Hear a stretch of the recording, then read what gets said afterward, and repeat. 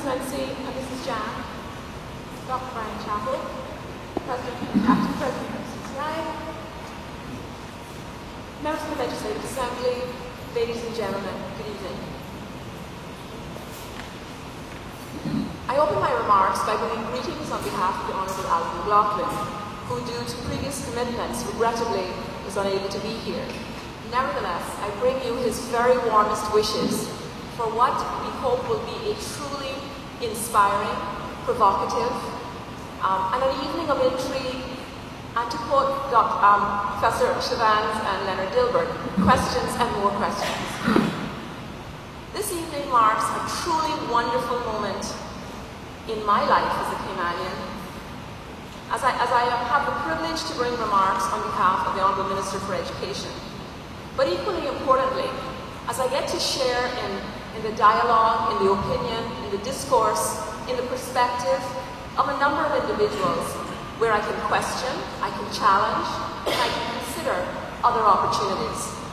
It is at the heart of what makes for society, for nationhood, that these opportunities present. And to note that Dr. Livingston Smith, who has tirelessly pursued this, and to you, Mr. President, that this is a reality, is truly outstanding. Beyond that,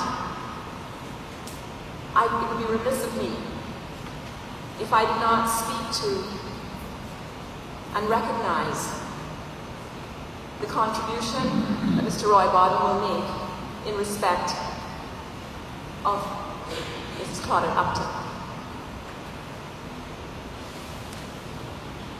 Claudette represents, for me personally, and indeed for this country, a truly dynamic, yet somewhat perhaps unknown quantity that has left us. She will forever remain close to my heart as the person who helped me to understand what it means to be Caymanian, who ensured that every single event of the quincentennial year was based on absolute fact, through assiduous research, and through her support to the broadening of understanding and the contributions that we made through each and every event. But more than that, the person that I learned her to be. And she never referred to me as Angela. She referred to me as Angel.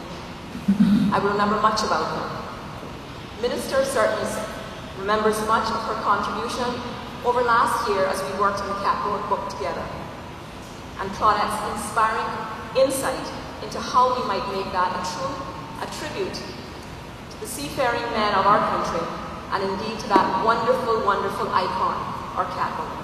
So tonight, as we join together to listen to those who have chosen to put themselves out in front of us, who bring perspectives, and even I who would humbly seek to discuss a paper by someone as august as Professor Chavans, I say to you, greetings on behalf of the Minister, his delight that this is taking place, and indeed my pleasure that I have the opportunity to participate. A very wonderful evening to all of you. Thank you.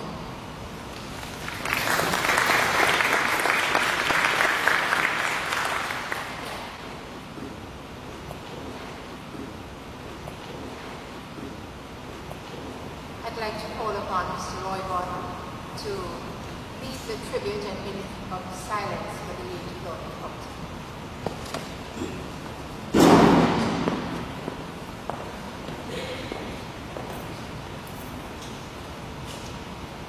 Madam Chair, please permit me to dispense with protocol.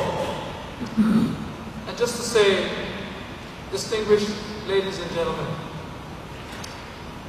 it is with a profound sense of sadness and a deep regret that I stand before you this evening to pay tribute to one who labored diligently, often far beyond the confines and parameters of her often unsung vocation.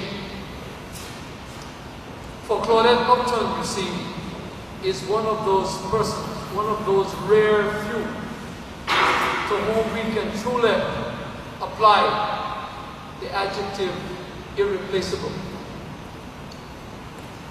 This evening, the committee responsible for the Juicy magazine, and indeed the university and the academic community, the budding academic community of the Cayman Islands, regrets her passing and misses her sincerely. For Claudette Upton was an editor par excellence. Not only could she weave a writer's paragraph, sentence, thought into readable English, but she was meticulous in her standards of ensuring that what was written was indeed factual.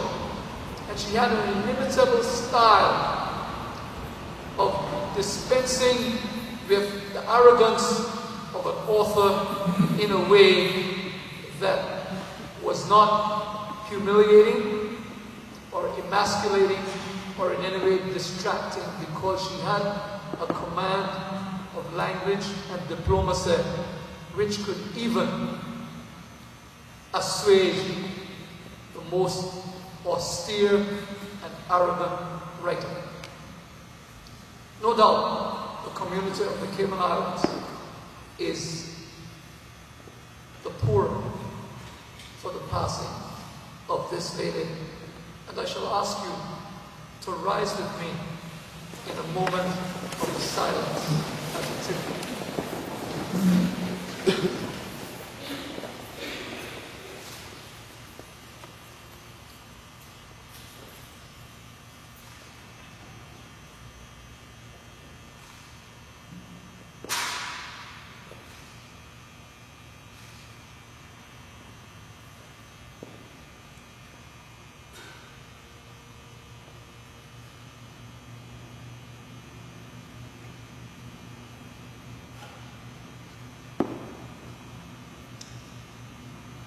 May the soul of the late Claudette Upton rest in peace. Thank you kindly, ladies and gentlemen. If you may be seated.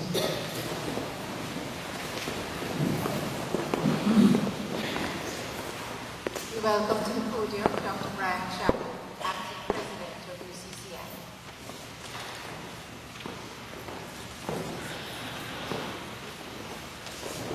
Thank you, Dr. Williams. Thank you very much for providing such a fine tribute to Claudette. One thing that I think we need to further mention about Claudette is how pleased she is and would be about this event taking place.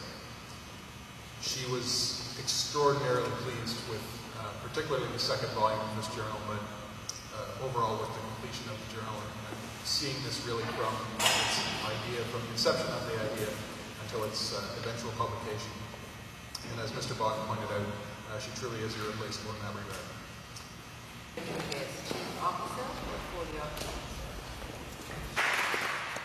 And I too would like to pay my respects to Miss Claudette Upton. I also found her to be a lover of life and learning, and she used her many wonderful talents to contribute to editing so many local texts like this journal. And we will remember Claudette with love and respect, and we will miss her.